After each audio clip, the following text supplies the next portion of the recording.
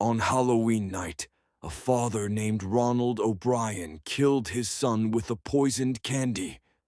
But it wasn't just a murder. Behind this night lies a dark, millennia-old history. Now, let me tell you the terrifying story of a man who, on Halloween night, killed his own child. Later, he became known as the Candyman. That year, Halloween was as lively as ever. Families sent their children into the streets with colorful costumes and frightening masks. Ronald O'Bryan, a father, went out with his two children, 8-year-old Timothy and his younger sister, to go trick-or-treating. At one house, no one answered the door, but Ronald returned holding several pixie sticks, giant powdered candy sticks. He said the neighbors had given them out. The children were delighted, their bags growing heavier with sweets. Back at home, Timothy looked up at his mother with shining eyes. "Mom, can I have one of the candies right now?" She hesitated, but the father said, "It's fine, just one." Timothy opened a pixie sticks, tasted the sweet powder, and frowned. "It's so bitter." His father handed him some orange juice to wash it down. Minutes later, Timothy began coughing and vomiting. His body trembled, his face turned pale. His mother screamed, clutching him in her arms. "Timothy, what's happening?" My friends, if you liked this story, subscribe now so we can get scared together every week. The boy collapsed, and within an hour he was gone. Doctors quickly discovered the candy had been laced with potassium cyanide. Panic spread through the town. Had someone poisoned the Halloween candy? Police began investigating. At first, they suspected a stranger. But soon, the trail led to a shocking truth. The father himself, Ronald O'Bryan. Ronald was drowning in debt. He had taken out life insurance policies on his children. His plan was to kill his son with poisoned candy and collect the money. He had even handed out more poisoned pixie sticks to neighborhood kids, but luckily, none of them ate them. In court, the jury found him guilty of murder. Halloween Horror Story: The Night of Death at Ridgeville Mental Hospital.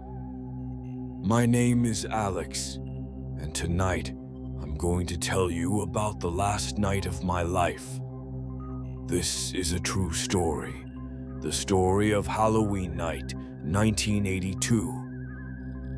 Everyone thought I was just playing a Halloween prank, but truth be told, I had another purpose. I wanted to uncover the secret of Ridgeville Hospital, but I didn't know something was waiting for me here. It was 11 p.m. Wearing my grandfather's old doctor costume, I climbed over the high wall of the hospital. The cold autumn air burned my skin. When I stepped into the courtyard, the first thing that caught my attention was a strange smell. The smell of disinfectant mixed with rot. At this moment, I still didn't know. Some doors only lock from one side, and some things are just waiting for someone to find them. Horrible discovery. I entered the east wing. That's when I heard the first sound. The sound of a wheelchair moving in the dark corridor, but there was no one pushing it. I decided to go to the main operating room, where they said most illegal operations took place. And now we come to the part of the story where I wish I had never gone there. If you're watching this right now, listen to my voice. Stay away from abandoned hospitals. When I entered the operating room, the lights suddenly turned on. Everything was clean, as if surgery had just been performed here. The anesthesia machines were still on. In the large operating room mirror, I saw a shadow standing behind me. When I turned around, no one was there. And now I want to reveal a secret I've never told anyone. In the desk drawer of the operating room, I found a medical file, and in it, there was my photo with the date of death, tonight. Suddenly, the operating room door locked. Whispering sounds came from the dark corners of the room.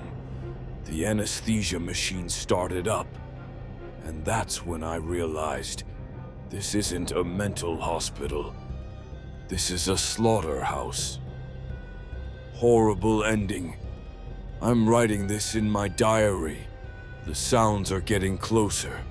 I know I won't leave this place alive. But before I die, I have to tell you, if you go to an abandoned hospital on Halloween night and the lights turn on, know that they're waiting for you. Alex's body was found in the operating room the next morning. This diary was on the table. The medical examiner said death was due to extreme fear. But why were all the operating room machines on? Why was there a file with his photo in the hospital? This mystery was never solved. Was Alex the victim of a scary prank, or does something demonic live in that hospital? Write your opinion in the comments. And if you like this story, subscribe so you don't miss the next true horror story.